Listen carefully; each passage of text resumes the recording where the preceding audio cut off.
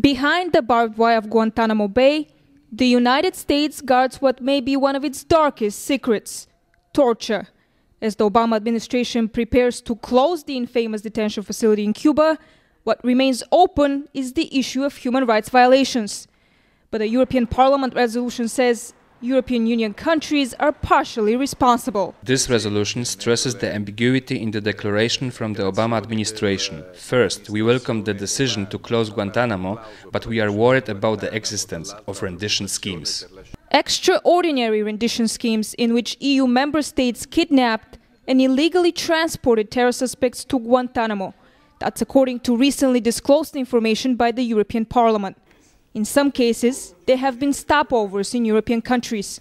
Parliament members say those taken to third countries were tortured in secret prisons, reportedly located in Eastern Europe. It's been too long before the Parliament could actually engage in any follow-up to the report it produced 2 years ago.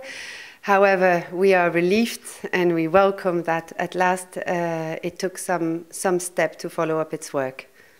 Yet 247 members of the European Parliament voted against the resolution.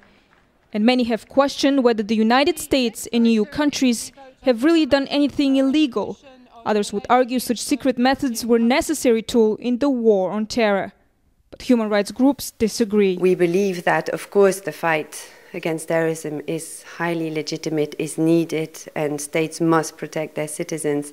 But we really believe this has to be done in accordance with human rights. Claudio Fava also condemned the lack of action on behalf of EU governments to denounce what he called were illegal activities on EU territory. The European Parliament has urged EU member states to respond to inquiries about the possible existence and use of secret detention centers, highly sensitive information that many EU governments have refused to disclose.